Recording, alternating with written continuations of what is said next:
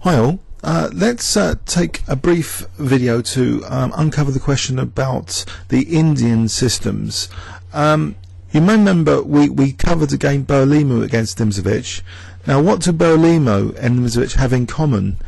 Well, they both have their names prefixed as in Nimzo-Indian and Bogo-Indian. So these Indian systems arise in the d4 openings.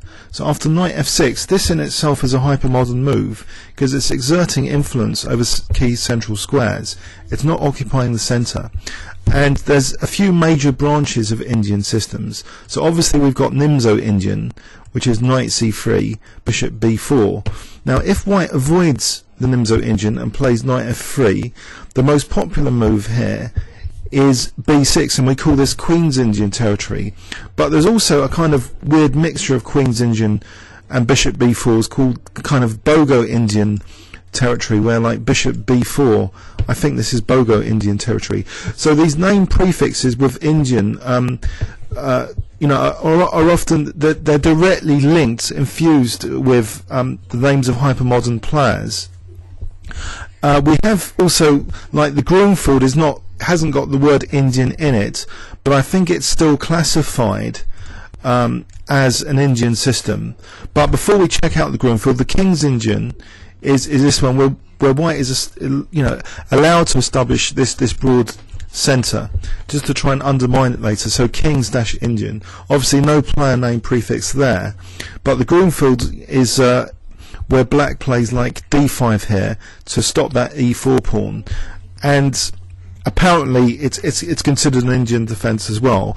But we have also simply the old Indian, which defense, which I think is just like d6 here, with a view of just playing for e5, and it's a bit cramped, but it's playable, it's solid. Bishop e7 later, you know, if white can be tempted to weaken dark squares and this bishop can be exchanged with this one, you know, black can end up getting, you know, key dark squares later. So there's the old Indian. So this Indian, I think I read in the Oxford dictionary by Hooper and Wilde that it might have stemmed from Max Uva talking about Indianish in this book, Indianish. But so it's attacking like the center from the sides, and often fianchettoed bishops. And also like the modern Benoni and Benko gambits are also part of like the Indian systems. I think basically because of this knight f6 move early on. So Benoni is not thought to be that sound when black, you know, gets this kind of you know, potentially very weak pawn on d6, and white's potentially flooding the center and often rerouting a knight to c4, clamping down on black's queen side. There's a recent game actually, Iranians just beaten Evanchuk in a Benoni, which maybe we should check out. So the Benoni and the Benko gambit. So all these like Indian systems, you know, are spawned. You know, primarily the most well-respected Indian system has to be the Nimzo-Indian, which is why I'm currently obsessed, you know, with Nimzo games, because he's really the founder of the hypermodern school. Reti, though, used to play like the Reti opening, play knight f6 with white, so that's called the Reti opening.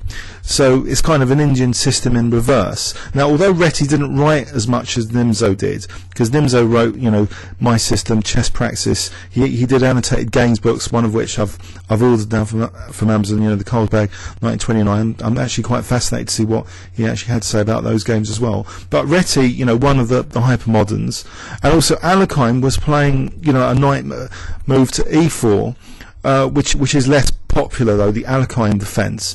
Now I'm not really sure, I mean, I haven't studied in detail all of Alekhine's games in the Alekhine defense, but so it's got hypermodern traits, so maybe we can also consider, you know, Eliakin, I think that's how it's pronounced, him to be part of the hypermodern movement, especially if we contrast him to Capablanca, who was more sort of following the teachings of Steinitz and Tarrasch. We needed that contrast, I think, and we needed that contrast later when Karpov became dominant. That it's great for the game that Kasparov came along, which again re-established this dynamic aspect of the game. So this hypermodern kind of, you know, hypermodernism to me is like putting our arrogance in check. You know, we make these generalizations first about the center and about other premises of the game, but the dynamists, the hypermodernists, they can often successfully challenge a lot of the assumptions through successful games, finding very useful exceptions. So whilst the generalists found generalizations,